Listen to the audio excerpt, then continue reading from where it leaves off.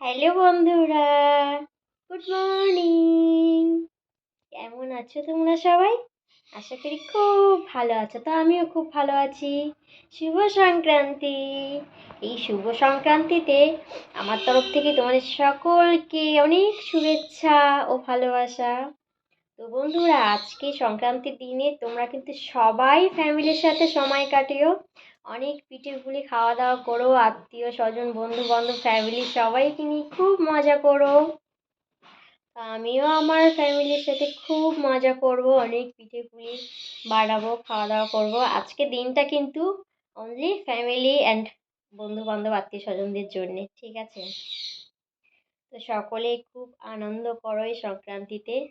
আর তোমরা কে কে কিরকম আনন্দ করছো আমায় কিন্তু কমেন্ট করো।